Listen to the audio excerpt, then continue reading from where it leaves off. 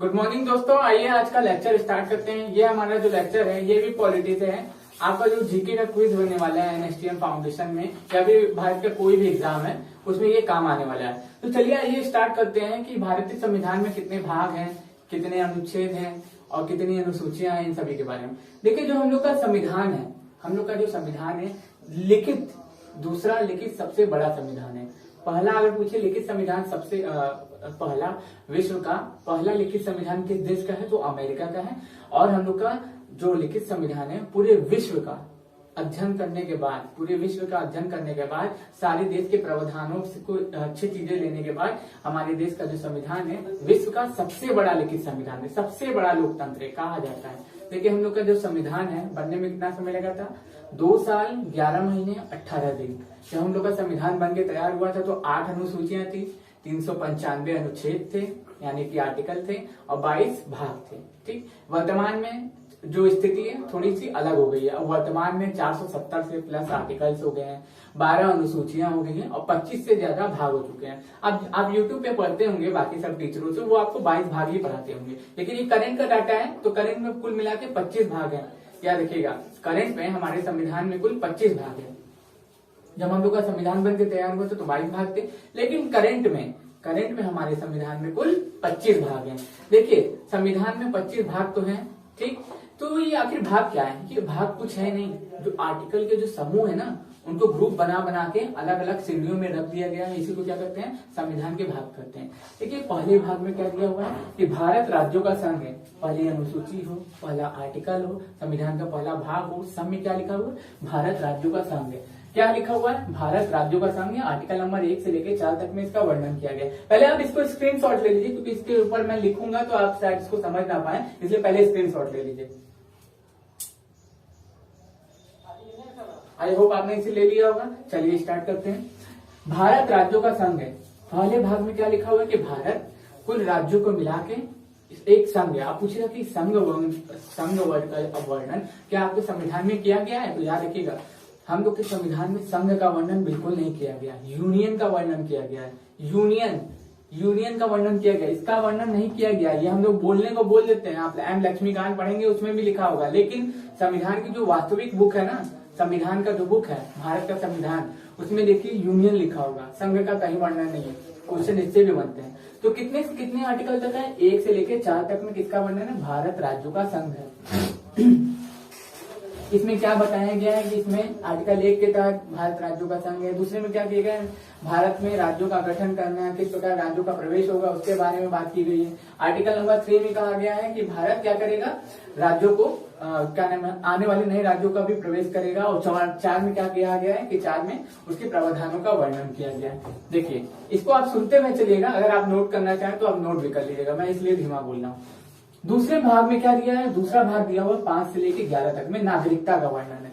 अब देखिए, नागरिकता कैसे पालेंगे? या तो आप जन्म से पालेंगे, या तो आप वंश से पालेंगे, या तो आप यहाँ के कानून को फॉलो करेंगे उसके अनुसार पालेंगे, या तो हम कहीं कोई भारत देश किसी देश पे कब्जा करता है और उसकी भूमि को जीत के अपने भारत भूमि में शामिल कर लेता है तो उससे नागरिकता मिल जाएगी। और एक प्रावधान क्या होगा कि स्वेच्छा से नागरिकता छोड़ देंगे तो क्या चली जाएगी? हमारी नागरिकता समाप्त हो जाएगी। या तो हम देशद्रोह करेंगे देश के साथ, या हमारे ऊपर कोई देशद्रोह का आरोप लगेगा, या फिर हम किसी दूसरे देश की नागरिकता ले लेते हैं तो हमारी नागरिकता समाप्त की जाएगी। किसके अनुसार? 5 से 11 के तहत। इसमें प्रावधान किए गए, इसमें कुछ परिवर्तन किया गया है। CAA आया होगा, NRC जो असम में लागू किया गया था तो बवाल मचा था, तो उससे ही संबंधित है। तो भाग 2 में 5 से 11 नागरिकता का वर्णन है। मौलिक अधिकार, यही तो है हम लोग की आत्मा। डॉक्टर भीमराव अम्बेडकर ने इसे क्या कहा है? ये इसे संविधान की आत्मा कहा है। लेकिन देशिका को भी भारत के आत्मा करते हैं। लेकिन पूछेगा कि डॉक्टर भीमराव अम्बेडकर ने किस संविधान की आत्मा कहा है? तो याद रखिएगा, डॉक्टर भीमराव अम्बेडकर ने मौलिक अधिकार को संविधान की आत्मा का दर्जा दिया है, संविधान की आत्मा कहा है। याद रखिएगा, इसमें कुल मिला के हमारे पास 6 मौलिक अधिकार हैं।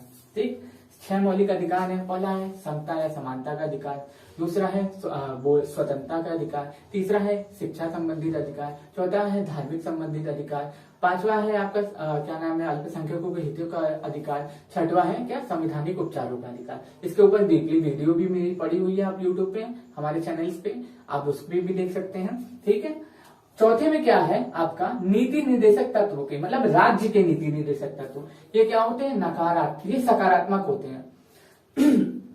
अगर मान लीजिए मनरेगा चल रही है राज्य में, ठीक, वो राज्यों के ऊपर है, 100 दिन का दे रोजगार, 200 का दिन का रोजगार दे, अकुशल वर्ग के लिए है, जैसे मजदूरी जो पढ़ा लिखा व्यक्ति नहीं होता है, कुशल नहीं होता है, उसको कोई तो काम दे सरकार देगी, तो क्या करेगी? मिट्टी उठा के यहाँ से वहां ले जाओ, सड़क बनवाने में हेल्प करो, मजदूरी करो, कमाई करो, ये सब किसके तहत चलाती है? सब राज्य के नीति निर्देशक तत्व के तहत।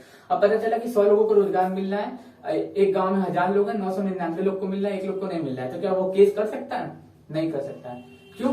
क्योंकि ये जो है राज्य के ऊपर निर्भर करेगा कि राज्य जैसे जैसे सुदृढ़ होती जाएगी वैसे वैसे क्या करेगी? सबको रोजगार देती जाएगी। अब कोई हमें ये, इसीलिए इसको क्या बोलते हैं? ये न्यायालय में प्रवर्तनीय नहीं है।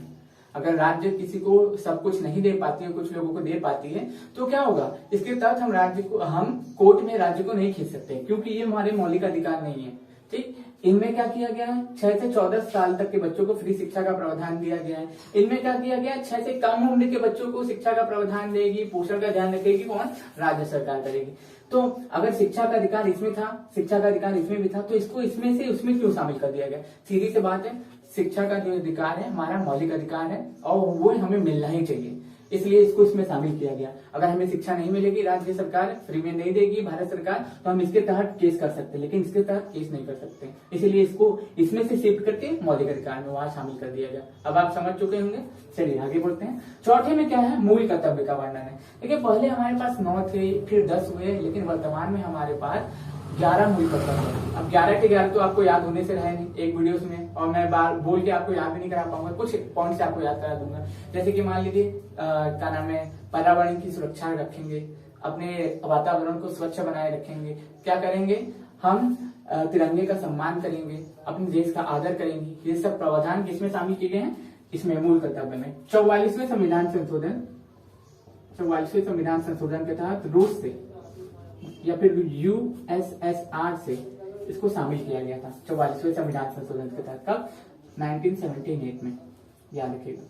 पूछेगा कि मूल कर्तव्य भारतीय संविधान में कब शामिल किया गया? तो 44वें संविधान संशोधन के तहत 1978 में से रूस से, यूएसएसआर से, जो ऑप्शन मिल जाए आपको, रूस मिलेगा रूस पे मारेंगे, यूएसएसआर मिलेगा यूएसएसआर पे मारेंगे। एक ही चीज है, अगर आपको मिलना होगा तो दोनों में से एक मिलेगा, एक साथ दोनों कभी नहीं देगा। अगर दोनों एक साथ दे दे तो यूएसएसआर पे चले जाइएगा, सोवियत संघ। ठीक है।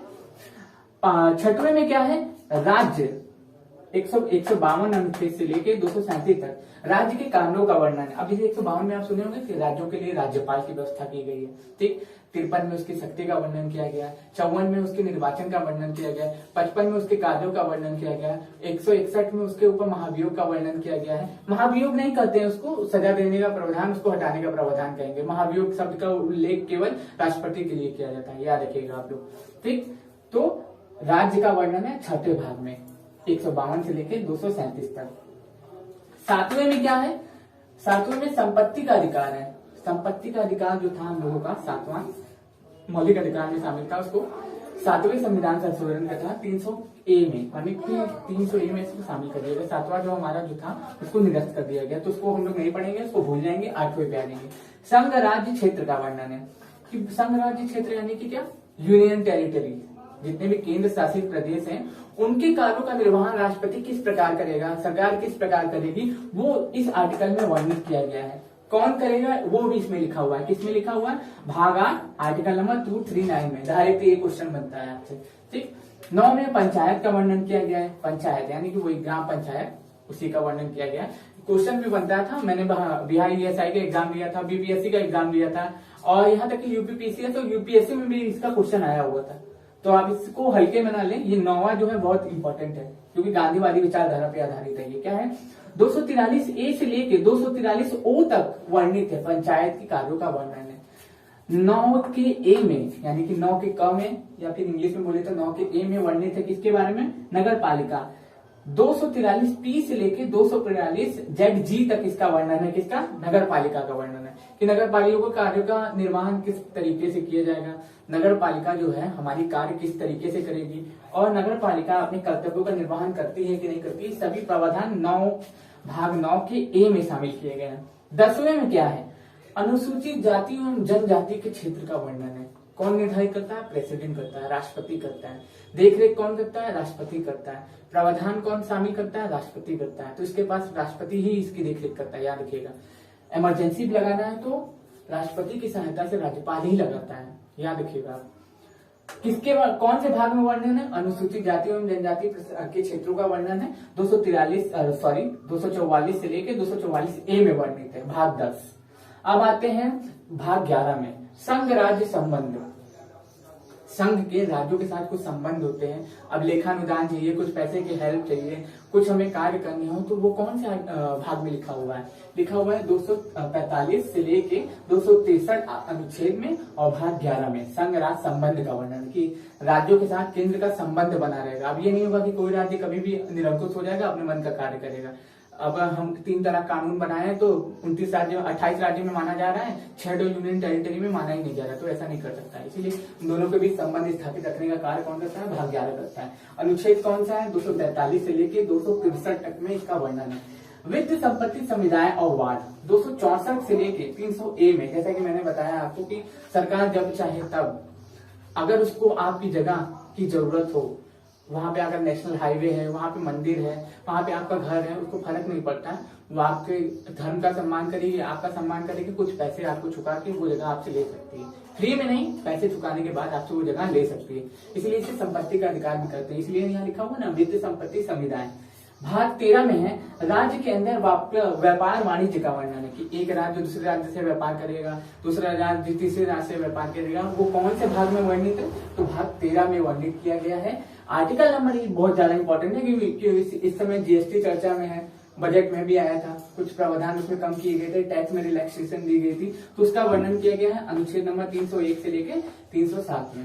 संघ राज्य सेवाएं, संघ राज्य के अधीन सेवाएं। अब जैसे संघ राज्य के अधीन जो सेवाएं होती हैं, आप सुने होंगे कि संघ राज्य के अधीन सेवाएं जो होती हैं, यूपीएससी हो गया, यूपीपीसीएस हो गया, और यहाँ तक कि उसमें जो यूपीएससी के द्वारा कैंडिडेट की जाए सेवाएं होगी, उन सभी का वर्णन किसमें किया गया है? उन सभी का वर्णन किया गया संघ राज्य के अधीन सेवाएं।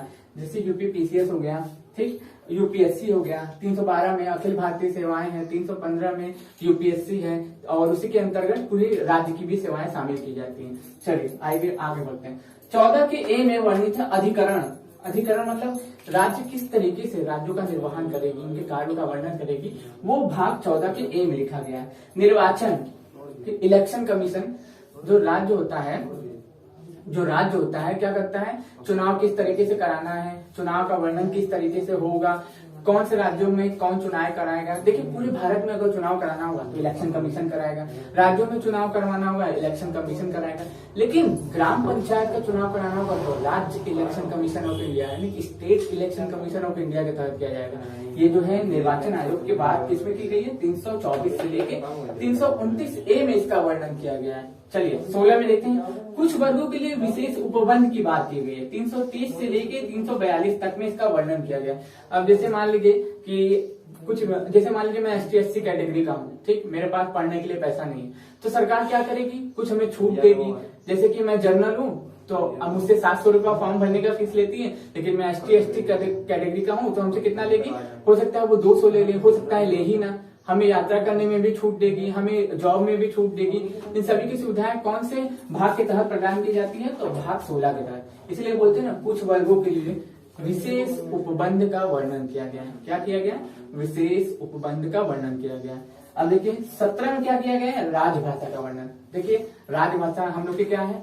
वो ही हिंदी है।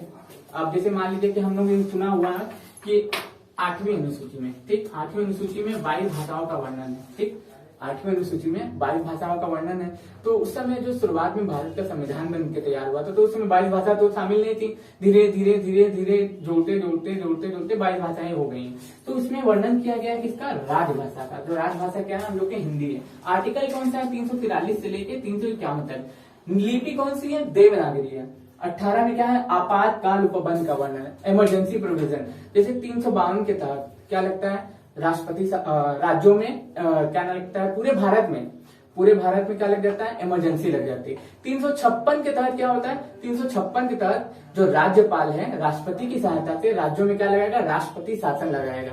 और 360 में क्या दिया हुआ है? 360 में जो आज तक कभी लगा नहीं है, हो सकता है लग भी जाए, कोरोना काल चल रहा है क्योंकि सरकार वैसे भी रो ही रही है।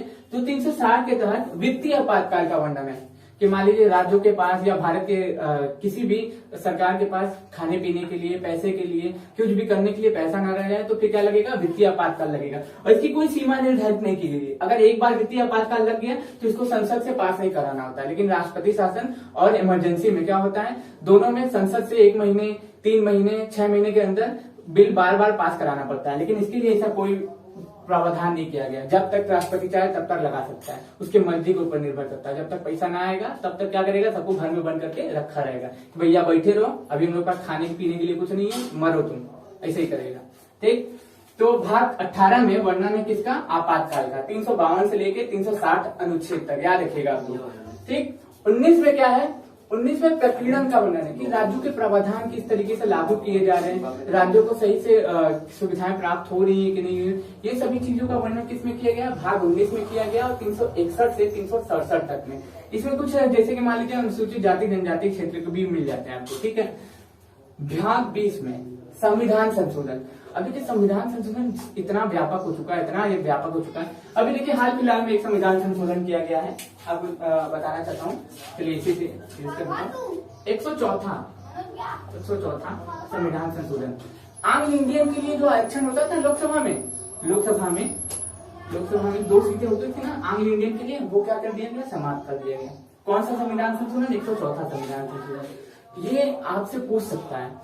अब देखिए मान लीजिए जीएसटी आया था तो 101वां संविधान संशोधन था, 279 ए में इसको शामिल किया गया, आर्टिकल नंबर 279 ए में शामिल किया गया। किसके तहत, संविधान संशोधन के तहत। संविधान संशोधन इतना व्यापक है कि आप कंफ्यूज हो जाएंगे। देखिए 3 चीजों पे संविधान संशोधन कभी नहीं हो सकता है। देखिए, एक तो मनी बिल पे नहीं हो सकता, ठीक, संयुक्त अधिवेशन पे नहीं हो सकता, और एक और चीजें होती हैं जो राष्ट्रपति के द्वारा अध्यादेश जारी किए जाते हैं, उस पे नहीं हो सकता। उसकी न्यायिक समीक्षा की जा सकती है लेकिन उसमें संविधान संशोधन का कोई प्रावधान नहीं है। उसके तहत राज्य कुछ भी नहीं कर सकती, संसद कुछ भी नहीं कर सकती, क्योंकि राज्यसभा जो और लोकसभा की जो अधीन सेवाएं हैं वो क्या होती है, अखिल भारतीय सेवाएं होती है। वो भी क्या करती है, राज्यसभा के पास कुछ शक्तियां प्राप्त है। लेकिन मनी बिल जो है, धन विधेयक है, उसके लिए किसके पास शक्तियां प्राप्त है, लोकसभा के प्राप्त है। लोकसभा जो क्या करता है, लोकसभा का अध्यक्ष क्या करेगा, लोकसभा के संयुक्त अधिवेशन की बैठक करेगा। लेकिन संविधान संशोधन धन विधेयक पे तो कभी नहीं हो सकता है। कहां से लिया गया ये भी याद कर लीजिए, क्या पता आपको याद ही हो। तो लिया गया कहां से, साउथ अफ्रीका से, जहां से एबीडब्ल्यूएस है। 360 है ना, 368 उसमें 8 प्लस करके याद कर लीजिए। 368 में क्या किया गया है, संविधान संशोधन की बात की गई है, साउथ अफ्रीका से लिया गया। अस्थायी संक्रमणीय विशेष उपबंध। अब जैसे मान लीजिए कुछ ऐसे कानून बनाने पड़ जाएं जो हमें अति आवश्यक हो, जैसे धाराएं होती है, वन संरक्षण अधिनियम की धारा 1972, और क्या नाम है, प्रावधान किए गए हैं, उसको बदल के 2002। फिर क्या करने सकते हैं, सीपीआई, एसआई, ये सब जो धाराएं होती हैं जो राज्यों में लागू की जाती हैं, कोई वन के लिए हो जाएगा, कोई किसी जाति के लिए हो जाएगा, या फिर किसके लिए हो जाएगा, किसी जानवर के लिए हो जाएगा। सबका वर्णन किसमें किया गया है, भाग 21 में किया गया है। 22वां कुछ खासा नहीं है, अच्छा बस आप याद कर लीजिए, इससे क्वेश्चन भी आज तक पूछा ही नहीं गया है, लेकिन अब 22 भाग है तो याद कर लीजिए। फिलहाल ये 22 भाग मैंने आपको नहीं बताया, 25 भाग बताए, क्योंकि वर्तमान में 25 भाग है। इसको निरस्त करने के बाद भी याद रखिएगा, क्योंकि ये करंट आता है तो मैं आपको करंट दे रहा हूँ। यूट्यूब पे आपको जितनी भी वीडियोस पड़ी मिली है ना, वो करंट नहीं है, वो उसमें 22 भागों का ही वर्णन किया गया। हो सकता है 22 भी ना हो, क्योंकि ए बी सी सब छोड़ देते हैं। तो मैंने आपको कोशिश किया है कि आपको पूरा का पूरा इसमें बता दूं। संक्षिप्त नाम, प्रारंभ, हिंदी और प्राकृतिक निरसन की बात की गई है कि मतलब मान लीजिए किसी भी कानून को करना होगा संसद में, तो हो सकता है या तो हिंदी में बात करें या तो फिर किस में बात करेंगे, इंग्लिश में बात करें। लेकिन संसद में कभी आपको ये नहीं बोला जाता है कि आप हिंदी और इंग्लिश में ही बात करिए। आप क्या कर सकते हैं, अपनी किसी भी भाषा में बात कर सकते हैं, आपकी मर्जी, दूसरे को समझ में आए ना आए, लेकिन पीठासीन अधिकारी को समझ में आना चाहिए।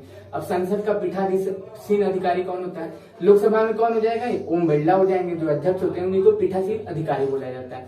राज्यसभा में कौन हो जाएंगे, उपसभापति हो जाएंगे, वेंकैया नायडू हो जाएंगे। आई होप आपको ये लेक्चर समझ में आया होगा। अगर देखिए, अगर आपको ये लेक्चर समझ में आया ना, अगर आपको ये लेक्चर समझ में आया तो उसको बार बार सुनिए, क्योंकि ये करंट आता है, ये आपको 100% किसी न किसी एग्जाम में मिल जाएगा। हालांकि अभी तो एग्जाम होने वाला है नहीं, एग्जाम जब भी होंगे 2 महीने बाद होंगे, तो 2 महीना समय बर्बाद करने से अच्छा है आप कुछ तैयारी कर लीजिए। और ये मत समझिएगा कि अभी चैनल छोटा है तो इस पे लोग नहीं देख रहे हैं, तो आप नहीं देख रहे हैं, अरे इसमें तो बहुत कम व्यू है, इसके चक्कर में आएंगे तो आपका 1-2 नंबर तो छूट ही जाएगा। क्योंकि आपको ये पता होना चाहिए, नॉलेज ज्यादा बड़ी होती है, चैनल बड़ा नहीं होता है। तो अगर आपको इसका क्विज सॉल्व करना है तो हमारे आरएम इंस्टीट्यूट blogspot.com पे जाके आप क्या कर सकते हैं, इसका क्विज भी सॉल्व कर सकते हैं। लेक्चर करिए 2-3 बार, समझ में आ जाए तो जाके क्विज सॉल्व करिए। और मैं आशा करता हूँ आपको ये लेक्चर पसंद आया होगा। अगर पसंद आया तो चैनल को लाइक करें, सब्सक्राइब करें और चैनल को आगे बढ़ाएं। धन्यवाद।